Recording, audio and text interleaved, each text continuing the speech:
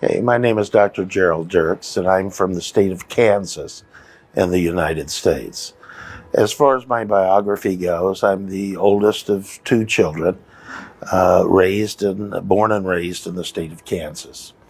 As far as my education, I have a bachelor's degree from Harvard College, Harvard University, a Master of Divinity from Harvard Divinity School, Harvard University, a Master of Arts in Child Clinical Psychology from the University of Denver, and a doctorate in psychology in clinical psychology from the University of Denver. On an intellectual basis, I was impressed with the strict monotheism that is found in the Quran and Islam.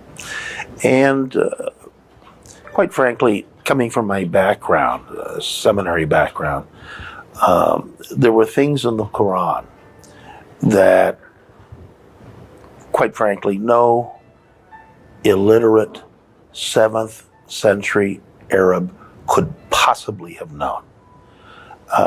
And that was jarring to realize that fact.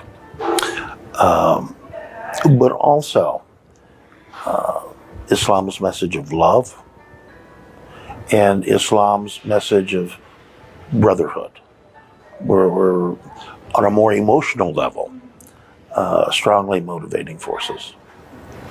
I was raised in a small rural town, a close-knit family. My mother was a registered nurse, and my father was a laborer who did assembly work.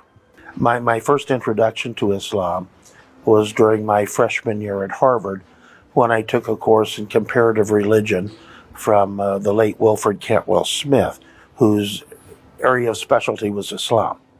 But I have to confess, at the time while I studied Islam, along with many other religions, I really didn't pay a lot of attention to it. It seemed so similar at that time to what was then my own Christianity, that I was much more interested in studying something that was sort of exotic and very different from where I was coming from, Advaitistic Hinduism or something like that. My wife and I were raising Arabian horses, and we needed to get some Arabic hujjas translated. These are the testimonials of purity that came with the horses that were brought here in 1906.